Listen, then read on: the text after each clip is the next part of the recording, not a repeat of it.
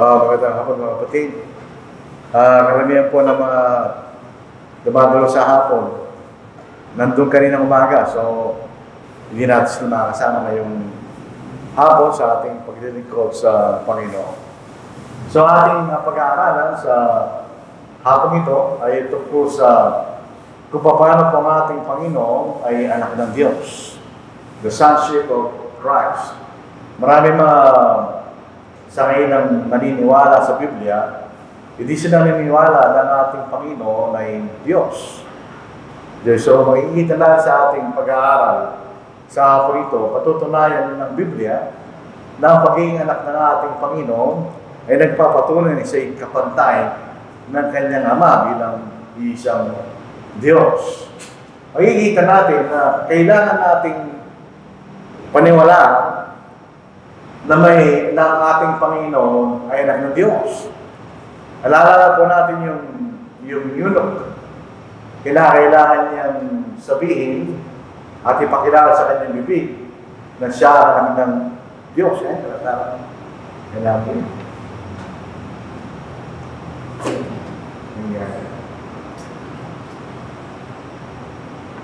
May damang question. Turo niyo. Okay. So yun po ang ating pag-aaralan. Kailangan nating tanggapin na si Kristo ay anak ng Diyos. Yung eunuch o yung bati, habang sila nag-aakbay, pabalik sa Ethiopia, nakakita siya ng tubig kanya. Narito ang tubig. Ano ang nakakablang o papoy mo? Bautismuhan. In other words, gusto ko na mabautismuhan, obviously, titinuro sa kanya na Philip na kailangan sa kaligtasan kanya. So nakaabot siya sa tubig, nagtanong siya kanya. Ang sabi ni Philip, if you believe with all your heart, you may. Kung kayo mananampalataya sa iyong buong puso kanya, ay maaari kanya. So ano yung pinakayag ng bating? O yung eunuch, I believe that Jesus Christ is the Son of God. In other words, ang paniniwala na dapat nating paniwalaan ng ating Panginoon ay anak ng Diyos ay kasama sa ating kaligtasan. Pag hindi tayo naniwala na si Kristo ay anak ng Diyos, kahit pabautismo tayo, hindi pa rin tayo maliligtas. So, mahalaga sa atin na paniwalaan na si Jesus ay anak ng Diyos. Ito isang utos. Kailangan nating paniwalaan na si Jesus Kristo ay ang anak ng Diyos. Otherwise, hindi tayo maliligtas. So, kailangan natin siyang kilalanin sa dapat na pagkakilanlan sa ating Panginoon. Otherwise, hindi tayo maliligtas. So, ito isang bagay na dapat natin paniwalaan. At kung tayo pinaalala sa iba, kailangan nilang tanggapin na si Jesus Kristo ay ang anak ng Diyos. So, ang makikita natin, ano ibig sabihin nun? Yung sasabihin natin si Kristo ay anak ng Diyos. Ito makikita natin proseso bago ating Panginoon ay nakapunta sa lupa. Yung naniniwala na si Kristo ay pagmamahal ng Diyos, hindi siya umiiral, hindi totoo yun. In other words, bago dumating ang Panginoon sa lupa, kausap niya kanyang Ama.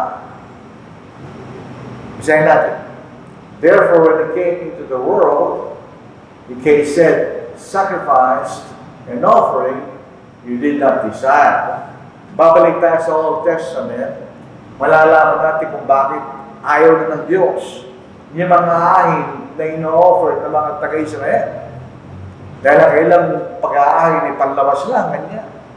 Hindi talaga may kaakibat na pananampalataya. So, sabi rito ng Panginoon, but a body you have prepared for me. Sino yung me? Yun ang ating Panginoon. So, ibig sabihin, bago pa siya pumunta sa lupa, nandun na siya. At kausap niya kanyang Ama doon sa kanilang planong gagawin kanya. So, inihanda mo isang katawan para sa akin kanya. Yun ang makikita natin. So, yan ang Diyos. So, sa John chapter 1 verse 1, tinawag ang Panginoon na Logos. In the beginning was the Word, and the Word was with God, and the Word was God. So, yan ang kalagay ng Panginoon bago siya pumunta sa lupa. So, ano nangyari dyan? Ang ating Panginoon, inihanda siya ng katawan ng kanyang ama at siya'y tumira sa trono na yun. Yun ang makikita nating proseso paano ang ating Panginoon ay nakaabot sa lupa. Doon sa puntong yun, doon sa tinawag na anak ng Diyos. So, kung titingnan natin mula sa walang hanggan na sila'y umihiral, hindi siya tinawag na anak ng Diyos. Tinawag lang siya anak ng Diyos. Ang ating Panginoon ay nagkatawang tao. Itong salitang ito ay nagpapakita na katulad ng kanyang ama, siya ay Diyos. Maya makikita natin, ginagamit ang katagang Son of God, hindi siya literal na parang katulad tinatawag natin ng ating mga anak natin. Pero hindi nagpapakilala ng isang bagay na dapat nating tandaan. Yun sa Colossians 2:9, sinasabi, bagamat siya nagkatawang tao, hindi siya tao lang. Doon sa Colossians 2:9, sinasabi sa atin, ang kapuspusan ng pagka-Diyos ay nananahan sa Kanya sa katawan. Kaya basahin natin. Sapagkat sa Kanya naninirahan ang buong kapuspusan ng pagka-Diyos sa katawan. Hindi naninirahan ng Kanyang Ama, dahil nasa langit ang Ama, kundi yung pagka-Diyos. Yung salitang kapuspusan na salitang pagka-Diyos, ang ibig sabihin ng kalagayan ng pagiging isang Diyos. So in other words, kahit ang ating Panginoon ay nasa lupa, hindi sa tao lang. Nasa Kanya pa rin ang kalagayan ng pagiging Diyos. May isang kataga na ginagamit ng Panginoon para sa Kanyang sarili. I am the Son of Man. Tinatawag niya sarili, Son of God. Pero tinatawag rin sarili niya na anak ng tao. Ito yung nagpapakilala sa Kanyang pagiging tao. In other words, ang Panginoon ay Diyos. At ang Panginoon ay nagkatawang tao na niya. Katulad natin. Hindi natin siya exactly kamukha dahil tayo lang tayo. Pero ang Panginoon ay Diyos na nagkatawang tao. Nung siya nagkatawang tao, pareho natin siya kanya. Basahin sa verse 14. Kaya mga anak ay nakibahagi sa laman ng dugo at sa man ay nakibahagi rin sa mga bagay nito upang sa pamagitan ng kamatayan ay kanyang mapuksa ang may kapangyarihan sa kamatayan sa makapit ay ang diablo. Kaya siya nagkatawang tao kanya para talunin niya ang diablo kanya. The verse 17. Kaya kailangan siya maging kagaya ng kanyang mga kapatid sa lahat ng mga bagay upang siya maging isang maawain at tapat na pinakapunong pari o pinakapunong saserdote sa mga bagay na nukol sa Diyos upang gawa ng handog na pagtubos sa mga kasalanan ng mga tao. So, masabi dito, siya naging katulad natin sa lahat ng bagay kanya. So, anong naranasan natin bilang tao, naranasan ng Panginoon bilang tao. So, itong dual nature ng Panginoon may nangyari nung siya nagkatawang tao. Pero kahit siya nasa kalagayan ng pagiging tao, siya pa rin ay Diyos, hindi nawala ang kanyang pagka-Diyos. So, ang literal na kahulugan ng anak, ito ay isang tao nang galing sa kanyang mga magulang na tao. Sabi dito, a human male offspring, especially of human beings. Yun ibig sabihin, mayroong nanay, mayroong nanay tatay, kayo pinanganak. Yun ang literal na kahulugan ng pagiging anak. So yan, mayroong ama, anak, at ikaw ay ipinanganak. So yan ang literal na kahulugan ng pagiging anak. Meron kang ama, meron kang ina, at kayo pinanganak. Pero ginagamit din ang salitang son, hindi siya gano'ng exactly kahulugan. So sa ganitong literal na kahulugan, siyempre, nauunang magulang sa anak. Ito ang idea na pumapasok sa ibang pananampalataya. Nang si Kristo ay anak ng Diyos, ang ama ay naunang sa Kanya. Dahil sa literal na pakaan, ganoon talaga yun. Imposible na anak ay mauna sa magulang. Walang gano'n. Mauna man yung magulang sa anak. Pero may ginagamit niya sa hindi gano'ng paraan. Ang isang bagay na makikita natin, kung ang mga magulang ay tao, ikay tao. Kaya malinis sa Old Testament, ginagamit siya sa salitang Son of Man. Para may emphasize ng Panginoon na siya'y tao. Son of Man, ikay tao kanya. So sa isang diliteral na paraan, dito po, nilalang ng Diyos ang isang tao sa pamamagitan ng kanyang mga magulang. Sa paraan na ginamit ang salitang anak sa pagitan ng Ama at ang ating Panginoon, hindi siya ganun paraan. Imposible yun. Dahil nakikita natin, ang anak ay hindi nanggaling sa Ama. Sa Micah chapter 5 verse 2, sinasabi sa atin, ang ating Panginoon ay galing sa walang hanggan. So kung siya galing sa walang hanggan, hindi siya nilalang. So ito po ang pagkakamali ng ibang mga nagbabasa ng Biblia. Dahil nakita yung anak ng Diyos, so sa anak ng Ama, so ako ng anak ng Ama sa anak, hindi totoo yun. Sa Micah chapter 5 verse 2, at ito po ay kinote sa Matthew chapter 2 part 6 na tanungin kung saan mga may papanganak yung hari ng mga Hudyo. Pero ito galing sa Micah chapter 5 verse 2. Sayin natin. Ngunit ikaw, Bethlehem sa Ephrata, na maliit upang mapabilang sa mangkan ng Huda, mula sa iyo ilalabas para sa akin ang isang magiging pinuno sa Israel na pinagmulan ay mula ng una, mula ng walang hanggan. So ang ating Panginoon ay walang pinagmulan kasi galing siya sa walang hanggan. Ganyan. So imposible na isipin ng ating Panginoon ay nilalag ng Ama at ang Ama ay nauna sa anak. Hindi totoo yun. So Romans 9 verse 5, sinasabi ni Apostle Paul, dalawang kanyang kalikasan. Ganyan. Isang kalikasan, yung tunay niyang kalikasan, at isang pansamantalang kalikasan. Ganyan. Sayin natin. Sa kanila mga patriarka na sa kanila nagwala ang Kristo ayon sa lumang. So yun ang kanyang pansamantalang naging kalikasan. Pero meron pang isa. Na siya nangibabaw sa lahat, Diyos na malalaki, magpakailan. Amen. Amen. So, higit pa doon sa kanya pagiging tao na pansamantalang kalikasan, sa Diyos malalaki, magpakailan. So, nakikita natin sa Diyos, katulad ng kanyang Ama. So, ang anak at ang Ama ay parehong nasa kalagayan ng pagiging Diyos. Doon sa John chapter 1, 1-3, memorize natin, di ba? In the beginning was the Word, and the Word was with God, and the Word was God. The same was in the beginning with God. And nothing that was made, kanya kung wala na. So, ang ating Panginoon, dala, actually.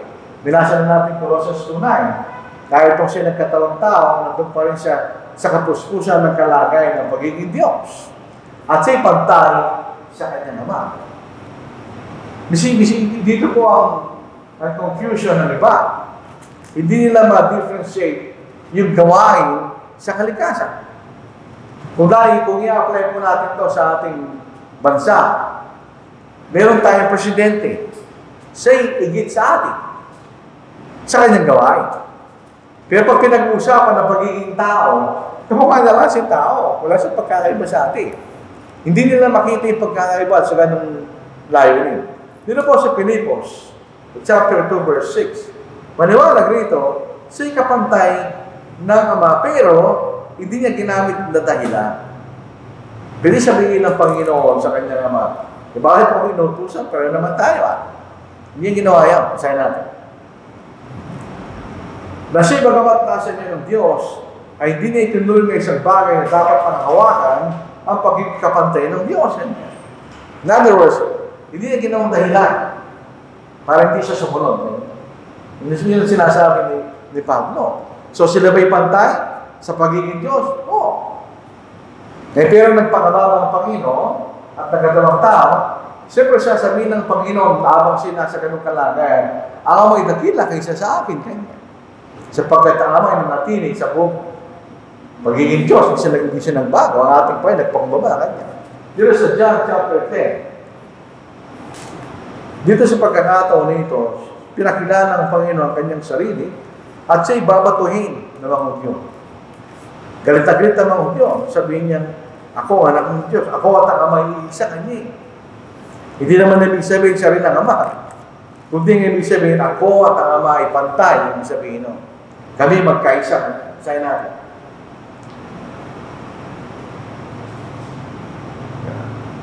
Then, 30. Ako at ang Ama ay isa kanya. So, hindi literal yun. Hindi maaari ng Ama at ang Anak ay isa. Relationship yun . So, ang Ama ay nasa langit, si Kristo nasa lupa. Pero sabi niya, ako ay kami isa. Muli dumampot ng mga bato ang mangudyo upang siya batuhin. Sinagot sila ni Jesus, maraming mabubuting gawa mula sa Ama, ipinakita ko sa inyo. Alin sa mga gawang ito ang dahilan at babatuhin niyo ang kanya. Hindi mo pwedeng batuhin ang isang mudyo kung wala siyang kasalanan. Sa ilalim ng kautusan ni Moises, pag nagkasala sa mudyo, kung may dalawa, tatlong saksi, papatayin siya ng pagbabato. So anong kasalanan mo kanya? Sumagot sa kanya ang mudyo, hindi dahil sa mabuting gawa ka namin babatuhin, kundi dahil sa paglapastangan, sapagkat ikaw na isang tao ay nag-aangking na Diyos. Nasabihin ng Panginoon ako at ang may sa kanya. Ang nangunawa naman nakikinig, siya'y kapantay ng Diyos. Sinagot sila ni Jesus, hindi ba nasusulat sa inyong kautusan, aking sinabi, kayo mga Diyos. Ito yung mga taong may katungkulan sa kautusan. Kayo mga Diyos. Kung tinawag ng mga Diyos ang mga dilatang ng salita ng Diyos, di maaaring masira ang kasulatan, sinasabi ba niyo tungkol sa kanya na hindi naman Ama at sinugo sa sanglibutan, kayo na malapastangan sapagkat sinabi ko, ako ay anak ng Diyos. So, ibig sabihin ng Panginoon, ako at ang Ama isa, ay katumbas rin ako ang anak ng Diyos. So, ibig sabihin, ang Ama at ang anak ay pantay. So, dito po sa Father and Son relationship, tinatawag sa anak ng Diyos para may ipakita ng ating Panginoon, katulad ng kanyang Ama, siya ay Diyos. Yung sinasabi niya, kung aking Ama ay Diyos, ako rin ay Diyos. Kasi John chapter 14, sinasabi niya, sumasampalataya kayo sa Diyos. Sumasampalataya kayo sa akin. Kanya, bakit? Parang siyang Diyos, di ba? Yung sinasabi niya. Pero siya yung nagpakumbaba sa kanyang Ama. Voluntary yun. Then nagkaroon ng kasunduan, ito gagawin natin kanya. At pumayag ang ating Panginoon. So dito sa Philippians 2:8, yun ang nangyari sa kanya. Siya yung nagkatawang tao. Nakitulad sa atin at nagpakumbaba at sumunod sa kanyang Ama hanggang sa kamatayan sa krus kanya. So hindi ibig sabihin na ginawa ng ating Panginoon na hindi siya Diyos. Yun ay ginawa lamang niya para tayo maligtas. Ito ba makita natin? At palibasin na natagpuan sa inyo ng tao. Kasi na itong argumento ng mga iba. So tignan niyo, tao siya kanya. Sinasa niya ng tao. Hindi Diyos din siya. Lalo sa verse 6, nasa niyo ng Diyos. So, 1 plus 1 equals 2. Sabi niya, ako'y nasa niyo ng Diyos. Hindi siya Diyos. Sinasa niyo ng tao. Hindi rin siya tao. Pero kung sinasa niyo ng tao, siya tao. Kung sinasa niyo ng Diyos, siya Diyos. Simple lang, di ba? Kaya siya naman ay itinaas ng Diyos. At siya binigyan ng pangalan higit sa lahat ng pangalan upang sa pangalan ng Jesus ay lumuhod ang bawat tuhod sa langit at sa lupa, sa ilalim ng lupa. Anong ginawa niya? Tumumama siya At siya sumunod sa kanya hanggang sa kamatayan sa krus. Sa John chapter 14 verse 28. Ito mga bagay na ito ay ginawa ng Panginoon para tayo maligtas. Kung di gagawin niya ng Panginoon, wala tayong kaligtasan ganyan. Sa 14 verse 28, narinig ninyo sinabi ko sa inyo, ako'y aalis at babalik ako sa inyo. Kung ako'y inyong minamahal, kayo magalak sapagkat kayo pupunta sa Ama, sapagkat ang Ama ay higit at dakila kaysa akin. Bakit? Kung sabihin niya ng ating Panginoon, sinugo siya ng Ama. At nang sabihin niya ng ating Panginoon, sinasakatong tao. Bakit ginawa niya yun? Para tayo maligtas. Ang necessity ng ating kaligtasan ay tayo po ay i-redeem sa pamagitan ng dugo ng Panginoon. Kung ang ating Panginoon ay mananatili sa kanyang kalagayan ng pagiging Diyos, nasa ng dugo niya.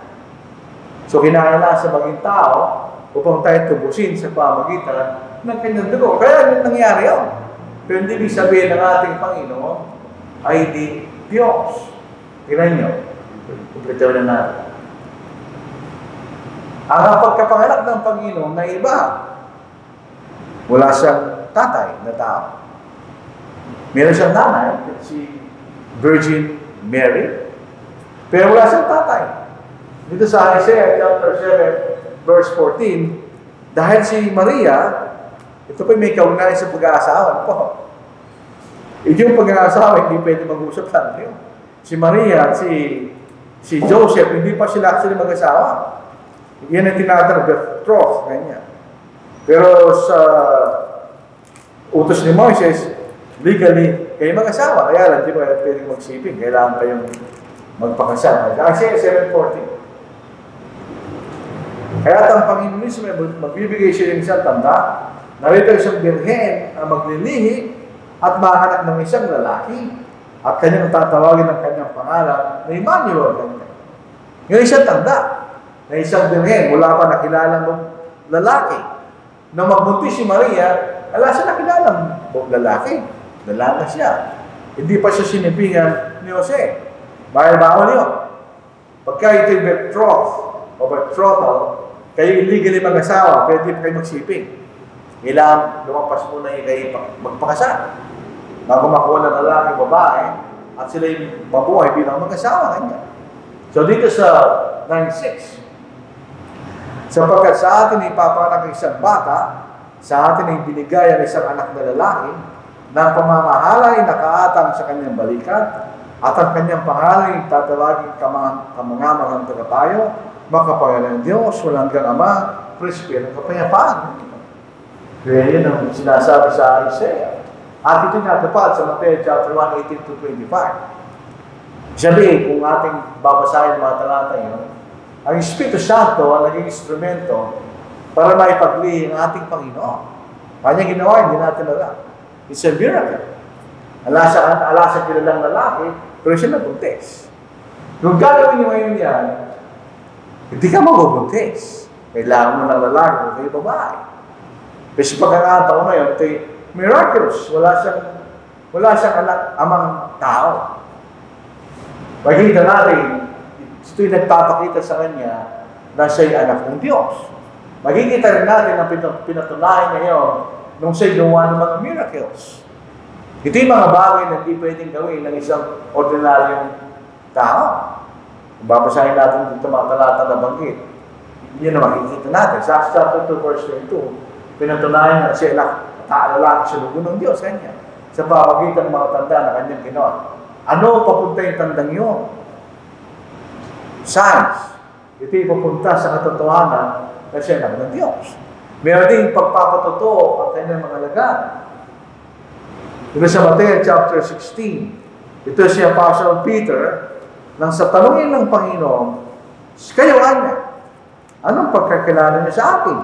Kasi sinabi nila pagkakilala ng mga tao tungkol sa kanya, binali niya tanong niya sa mga lagad, kayo anya? Sino ako sa inyo? Anya, basahin natin. Sa Matthew 16, ito ang nagsalita rito, si Apostle Peter. Basahin natin. 16:17. Sabagot si Simon Pedro at sinabi, ikaw ay ang Kristo, ang anak ng Diyos na buhay. Sabagot si Jesus at sinabi, sa kanya mapalad ka, Simon, na anak ni Jonas, sapagkat hindi naman ang dugo ang nagpahayag dito sa iyo. Hindi mo pwede maisip sa sarili mo kay Espanyol, ganyan. Kundi ang aking Ama na nasa langit, ganyan. So, sabi ng mga alagad, siya ang anak ng Diyos. Ano sabi ng Ama? Dito niyo makikita, kahit mismo sa araw ng kanyang bautismo, pinakilala ng Panginoon, ng Diyos ng Ama, kung sino ang ating Panginoon. Basahin natin. So, 3:16. Nang mabautismo si Jesus, kagad sa kumakas sa tubig, at binuksan sa kanyang kalangitan, at nakita yung Espiritu ng Diyos na bumabang tulad sa isang kalapati, na tumalapag sa kanya. Sinabi niya sa tinig mula sa langit, sino yun? Siyempre, kanyang Ama. Ay, ito ang minamahal kong anak, at sa kanya lubos akong nalulugod. Itong salin na ito, minsan tama siya, minsan hindi. Sa lumang salin, ito ang sinisinta kong anak. Walang kahulugan niyo. Wala namang pagsinta ang Ama at ang anak. Yun ay sa pagitan, lalaki ito o bahay. Pero sabi niya rito, ito ang minamahal kong anak. So, pinakilala niya kung sino siya. At pangalawang pagkakataon ay doon sa pagbabaguhan niyo, transfiguration, pinakilala rin ng Ama kung sino ang ating Panginoon at siyang dapat sundin niya. Sabi natin. Samantalang nagsasalita pa siya, biglang naliliman sila ng isang maliwanag na ulap at may isang tinig mula sa ulap na nagsasabi, ito ang minamahal kong anak. Sino nagsasalita? Hindi ba naman? Dahil na sa kanya ako'y lubos na nalulugod, makinig kayo sa kanya. So sino siya? Sabi ng Ama, siyang minamahal kong anak. Yung mga nung sinampang sa krus, may nakakita sa mga bagay na nangyari ng araw na yun. Ironically, ito ay hindi isang Hudyo. Siya isang Romano, siya isang Gentil. Marami itong centurion na ito, meron na siyang narinig tungkol sa ating Panginoon. Pansinin natin ang Jerusalem, kung inisip natin ito kasi laki ng Maynila, we will be disappointed. Ito'y maliit na sunsod. Kaya mong lakaran sa isang araw. Maliit na lusod lang siya. Kahit sa panahon natin ngayon, maliit na lusod lang ang Jerusalem. So kung ang ating Panginoon nakaral sa loob ng Jerusalem, hindi maaaring dito nalaman ng mga tao doon. Sa'yo natin. At nang sandaling yun, ang tabing ng templo ay napunit sa dalawa. Kung titingnan natin ang kalaki ng tabing na yun, makapal na tabing yun. So napunit siya kanya. Sa dalawa, mula sa itaas hanggang sa ibaba, nainig ang lupa, nabiyak ang mga bato. Nabuksan ang mga libingan at maraming katawan ng mga banal na natulog ay umang. At paglabas nila sa mga libingan, pagkatapos ng kanyang muling pagkabuhay, ay pumasok siya sa banal na lungsod at nagpakita sa marami. Sa verse 54, na makita ng senturyon at ng kasamahan niyang nagbabatay kay Jesus ang lindol at ang mga bagay na nangyari, sila ay lubang natakot at nagsabi, tunay na ito, anak ng Diyos. Ito po isang bagay na kabalintunan, irony. Bakit? Ito isang Gentil. Hindi sila ng Hudyo. Pero sila pa ay naniniwala na siya ang anak ng Diyos. Nung siya'y pinanganak, sabi ng Panginoon, ngayon kanya, I have begotten you. Nung siya'y nabuhay na maguli, sinabi na niya uli yun. Sabihin, nung siya'y pinanganak, siya'y naging anak ng Diyos. Nung siya'y nabuhay na maguli, pinatunayan niya na siya'y anak ng Diyos. Basahin natin. Acts chapter 13. Ito po ang ating babasa. Sa verse 33-34, nanganga dito mga apostol. Basahin natin. Na mga bagay na ito, itinupad din niya sa atin na kanilang mga anak. Nang kanyang muling buhay si Jesus, gaya naman na nasusulat sa ikalawang awit, ikaw ay aking anak, sa araw na ito, naging anak kita kanya. Tungkol sa pagkabuhay niya mula sa mga patay, upang hindi magbalik sa pagulukan, ay ganito sinabi niya, ibibigay ko sa iyo banal at mga manasang pangako kay David. Kanya. So siya anak ng Diyos. Sa Romans chapter 1 verse 4, nung sinabuhay na maguli, pinatunayan niya na siya anak ng Diyos na may kapangyarihan. Kaya nga sabihin ni Pedro, ikaw anak ng Diyos sa buhay, ano sabi ng Panginoon? Huwag niyong pagsabi kahit kanino kanya. Bakit? Kailangan niyong patunayan. Sa Romans 1:4, ito ang ating mababasa nito. Ito, ating pinayag na anak ng Diyos na may kapangyarihan ay sa espiritu ng kabanalan sa pamagitan ng pagkabuhay mula sa mga patay na ito si Yesu Cristo na Panginoon natin. So, ibig sabihin, ito ang mga katunayan ng ating Panginoon ay anak ng Diyos. Hindi mo maitatanggi.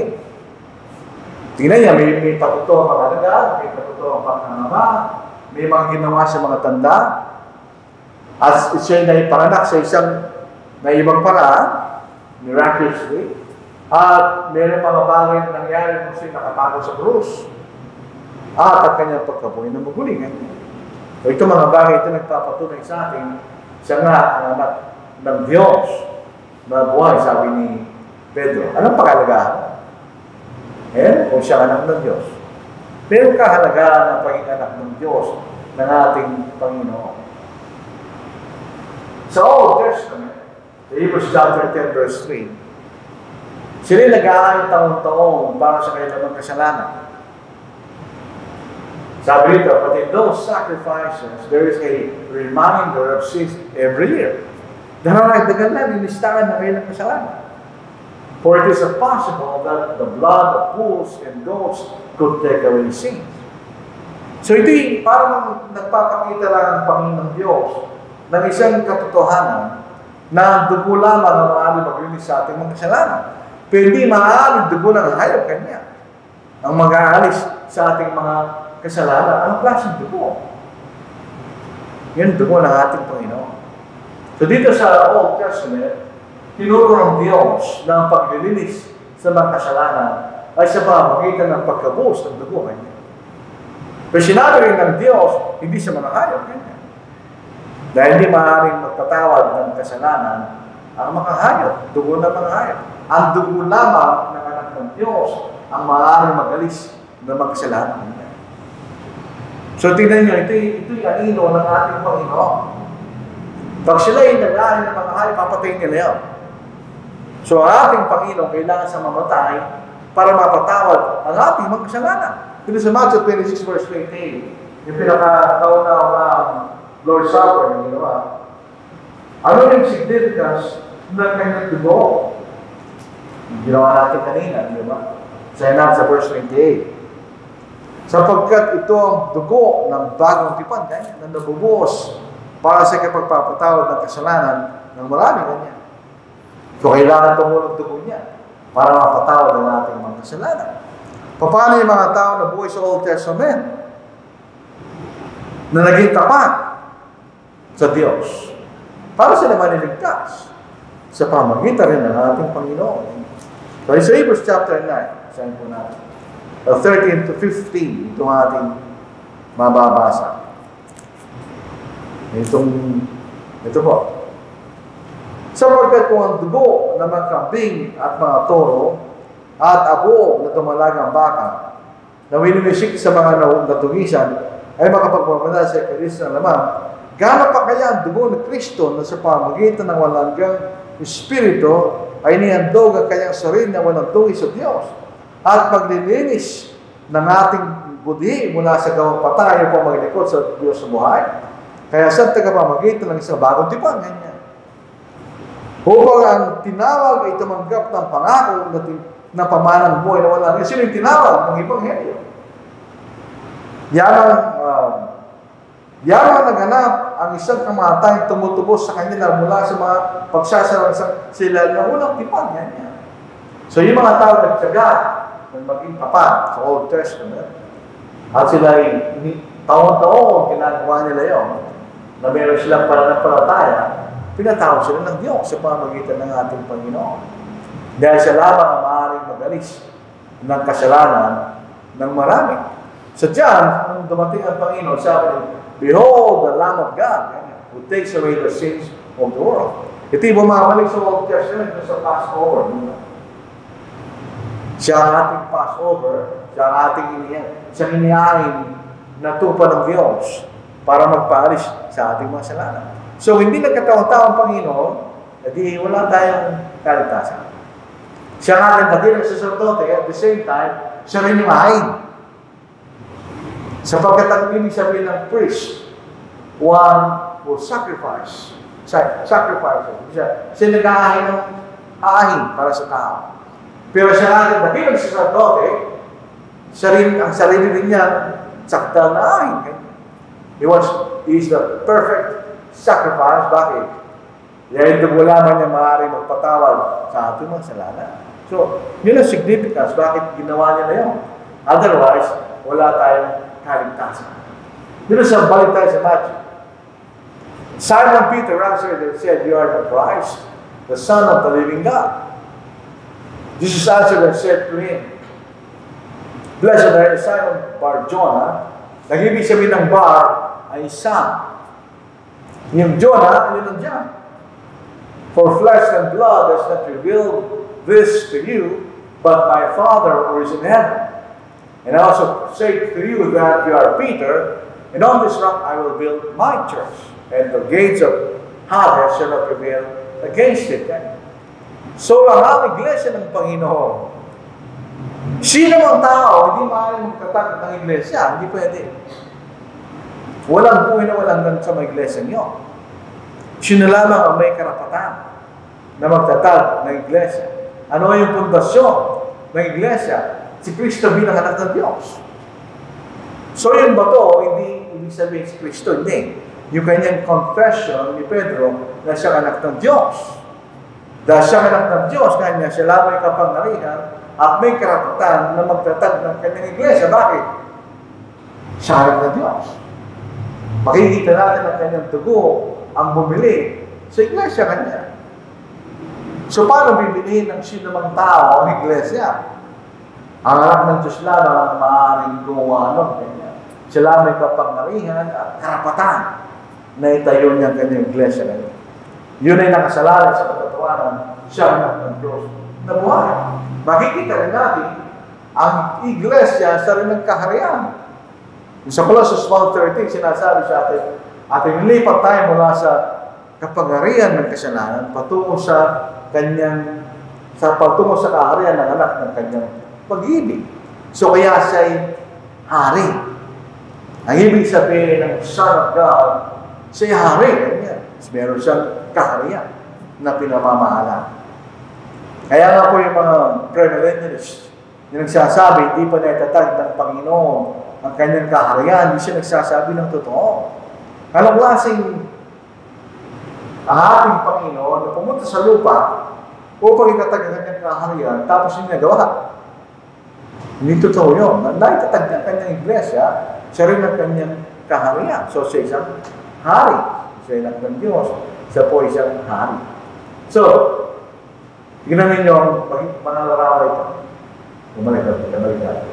Si Kristo ay anak ng Diyos. Ito ngayon. Sapagkat si Diyos. Si Kristo ay ating dakilang saserdote dahil siya nag-aahing para sa atin. At ang kanyang ahin ay ang kanyang sarili. Siya isang hari sapagkat siya lang may authority sa kanyang kaharian. So yun ang ating Panginoon.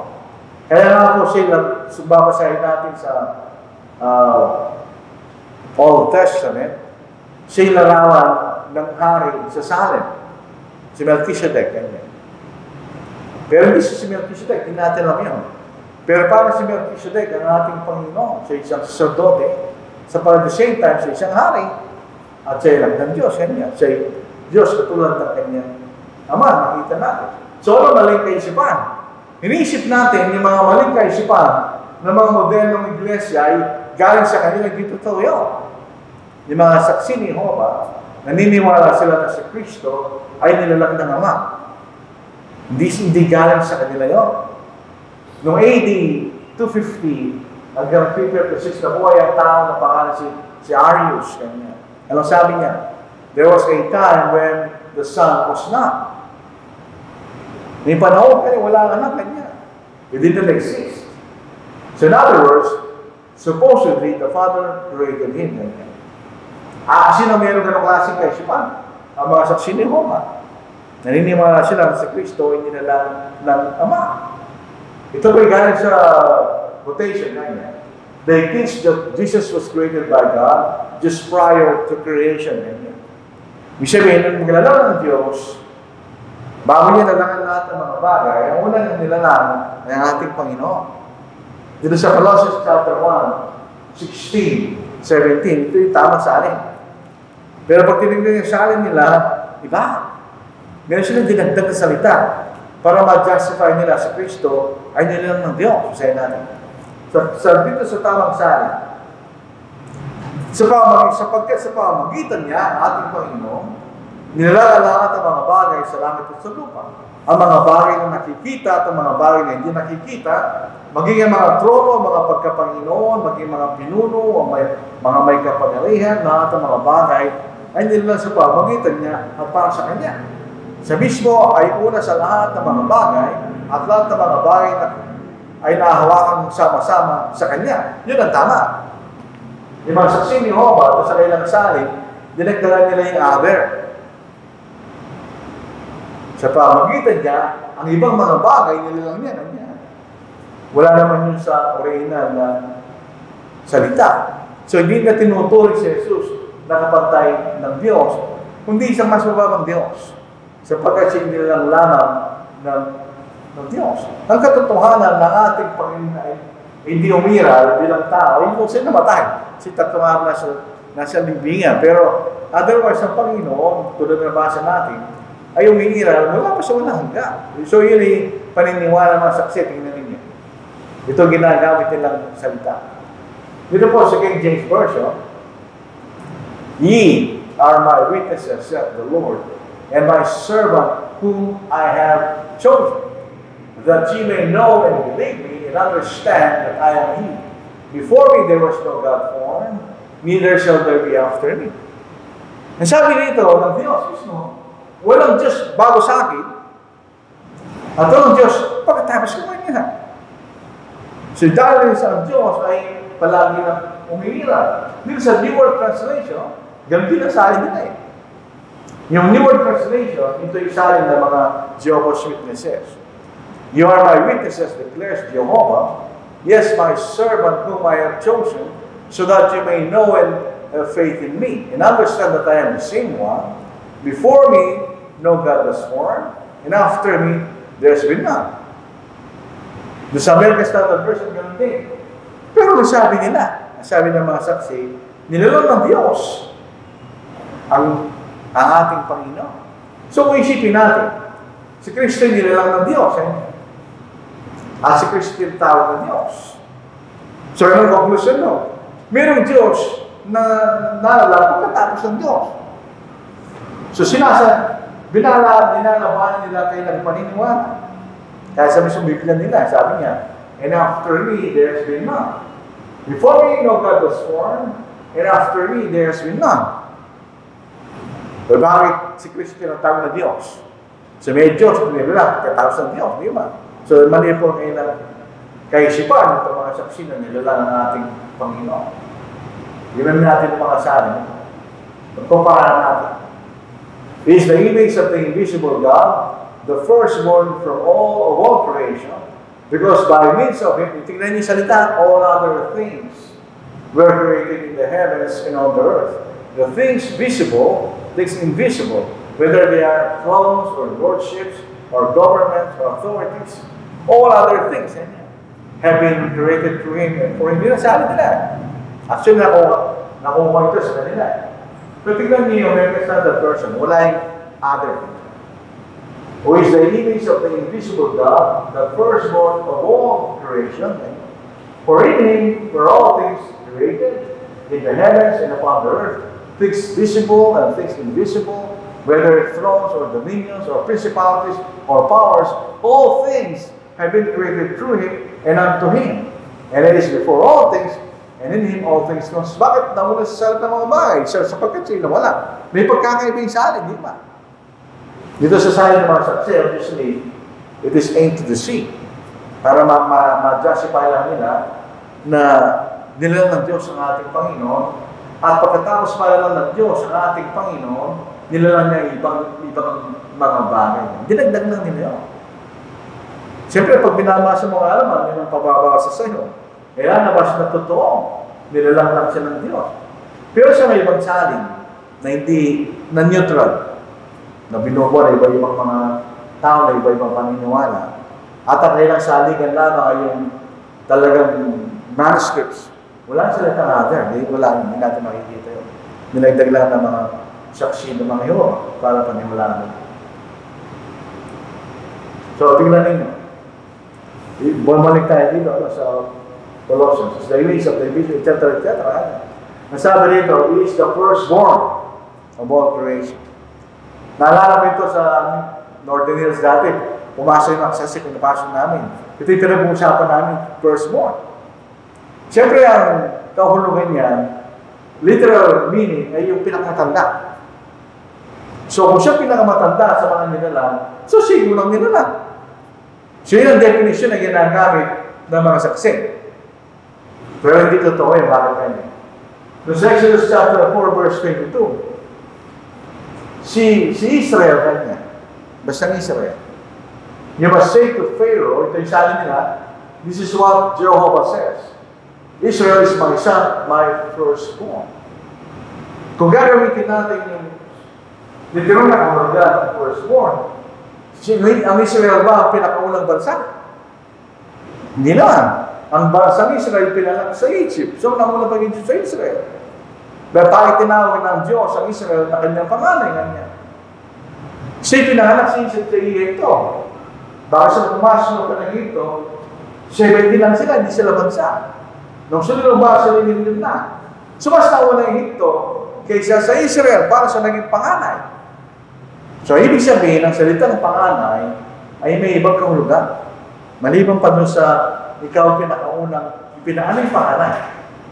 Ang salitang firstborn, tingnan natin, from protos, first, and TikTok, yan na palang TikTok, no? TikTok, to begin, is used of Christ as born of the Virgin Mary, further his relationship with the Father, expressing his priority to and preeminence over creation, not in the sense of being the first to be born.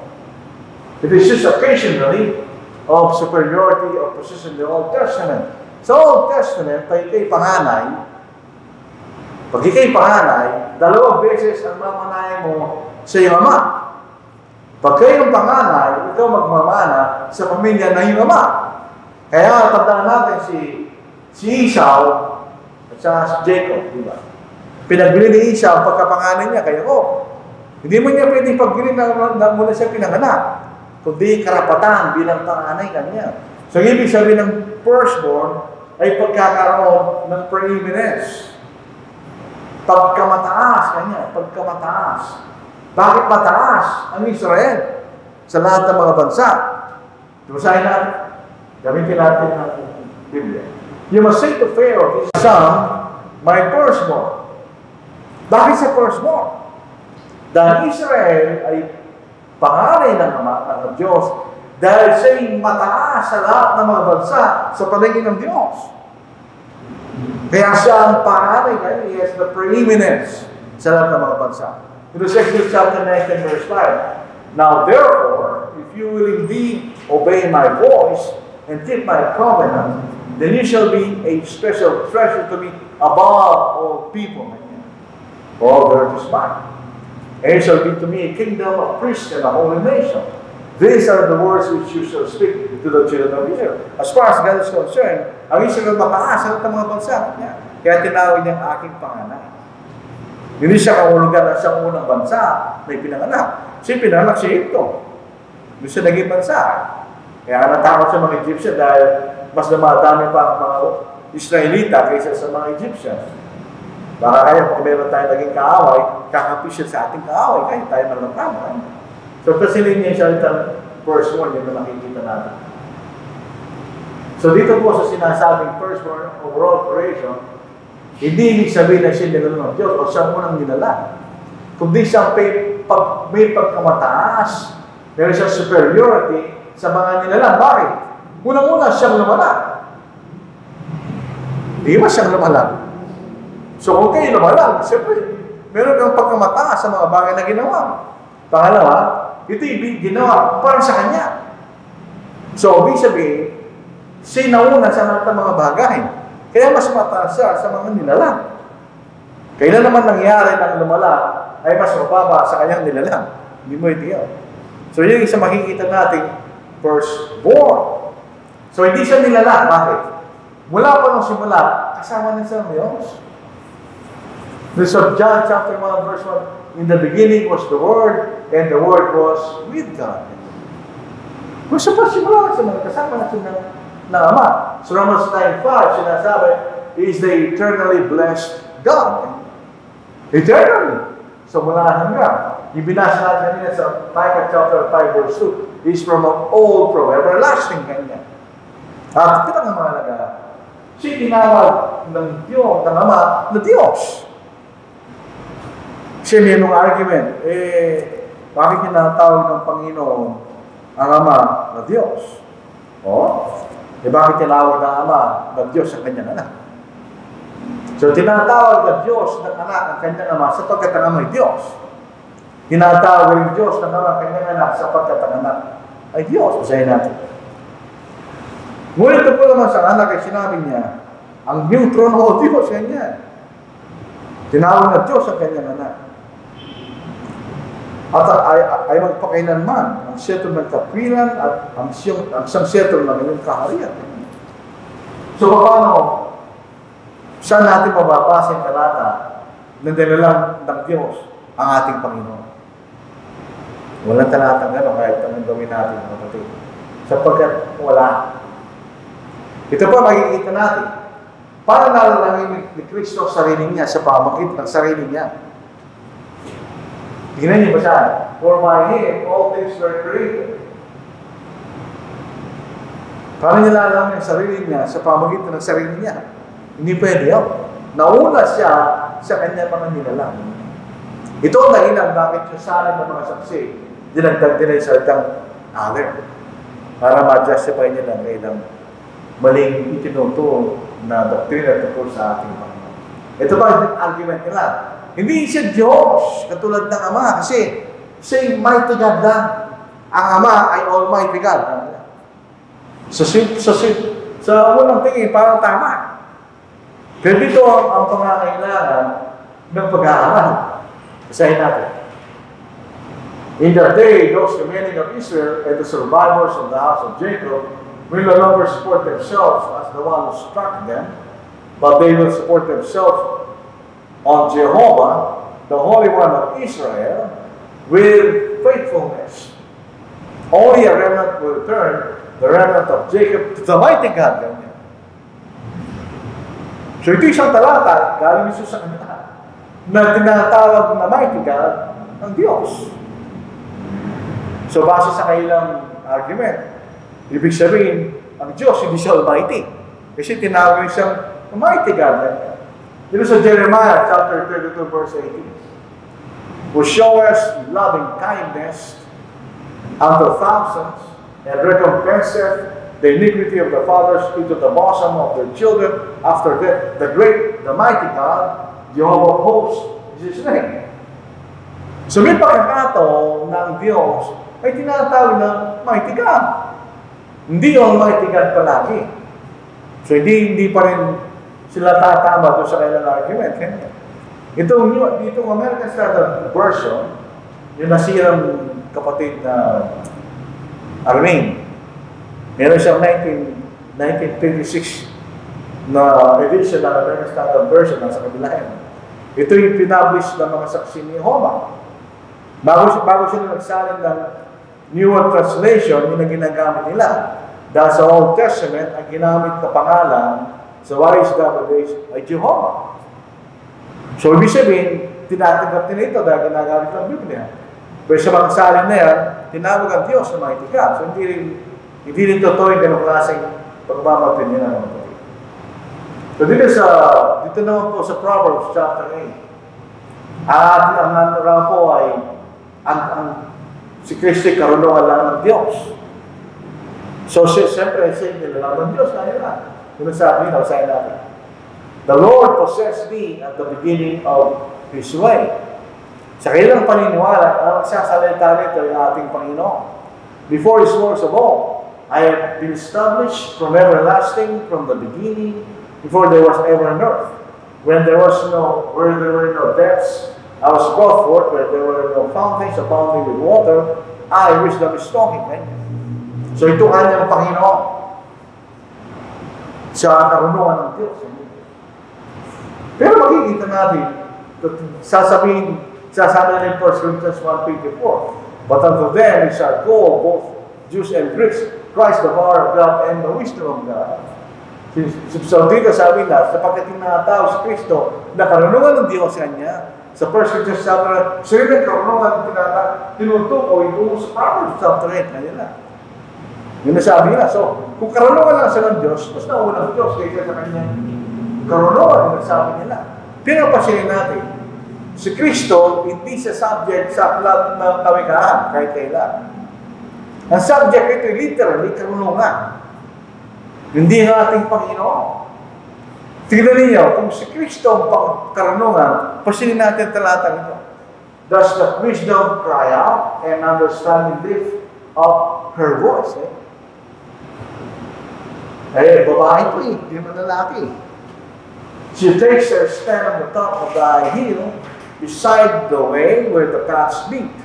She cries out by the gates, at the entry of the city, at the entrance of the doors. Hindi ang ating Panginoon yan. Parang ginawa ng tao yung karunungan na siya nagsasalita. Pero actually, hindi tumutukoy sa karunungan. Actually, ang lahat ng kawikaan, hindi karunungan ng Diyos. Halos sa lahat ng bahagi ng ating buhay. Yun ang subject ng prayer. So, hindi rin papasaya mga kapatid. Sabi rito, first and the last, sa Diyos lang daw yan. Sa Isaiah chapter 44 verse 6, "Thus says the Lord, the King of Israel and His Redeemer, the Lord of hosts, I am the first, I am the last, besides me there is no God." This is a newer translation. This is what Jehovah says, "The King of Israel is the purchaser, Jehovah Mamis, I am the first, and I am the last, there is no God after me." So hindi palagi tumutukoy lang ito sa Ama. Yan ang paniniwala ng mga saksi, ang Ama lang ang Diyos.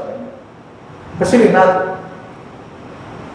Sa Revelation chapter 1 verse 11, ang nagsasalita nito ating Panginoon, "I am the Alpha and the Omega."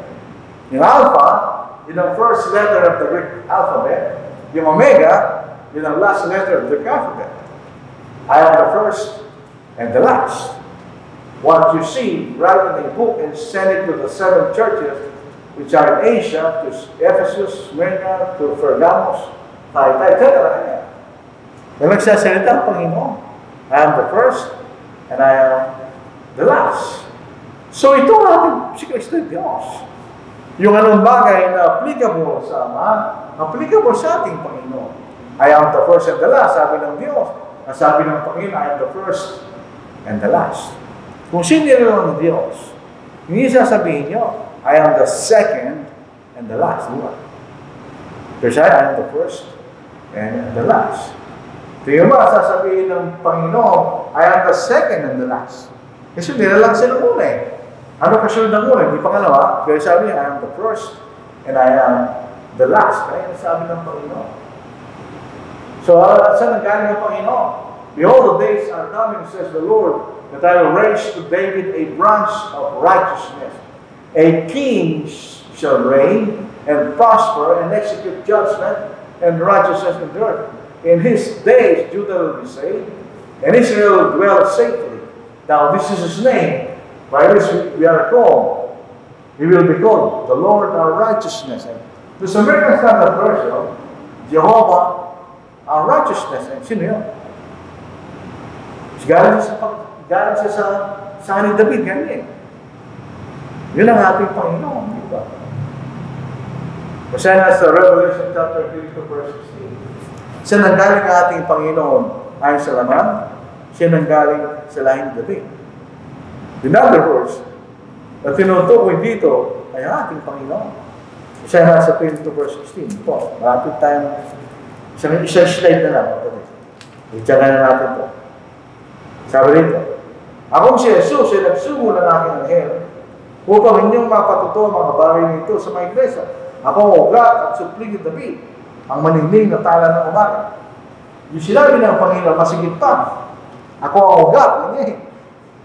Galing sa akin si David, ganyan. At ako supling ni David, at the same time, galing ko kay David, ganyan.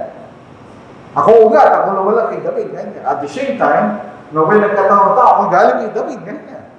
So, hindi tinutukoy dito ang ating Panginoon. Ano pangalan niya? Jehovah, our righteousness. So, hindi totoo ang malaki na tawag ng Jehovah, kundi tatlo. Ang Espiritu Santo, ang ating Panginoon, at ang Ama. Sila natin tinatawag na Jehovah. Hindi makikita na sa iba't ibang bahagi ng banal na kasulatan. So, bilang pamuli, kapatid, pulos yun. Nang siya'y nagkatawang tao sa lupa bilang tao, siya'y tinawag na anak ng Diyos. Para may pakinalalaman niya na siya'y Diyos. At hindi siya ordinaryong tao. So siya'y umiiral na kasama ng Diyos, magpakilanman. So hindi siya nilalang ng Diyos. He's a co-eternal. Silang tatlo, Espiritu Santo, ang ating Panginoon, at ang Ama, they were co-eternal. Ngayon, kung mali ang ating pagtingin sa ating Panginoon, hindi tayo maliligtas. Kailangan natin sampalatayanin si Kristo kung sino siya. Siya'y Diyos na nagkatawang tao na nagligtas sa sa atin. So ito po ating mensahe mga kapatid. So maraming salamat sa inyong pakikinig. Makatulong sa atin kung may nakikita tayo ng success. Doon na tayo pumunta. Sikreto lang po dyan para wala nang makakapagpunta. Pumunta lang kayo sa pinaka-basic na nandaran. Pagkakilala sa Diyos, sa ating Panginoon. Pagkagamit po natin yung kaalaman na ito sa kanila. So maraming salamat. Bigyan natin muli kay Brother Raul po ang pangunguna sa nagpapaawit sa ating ambagan.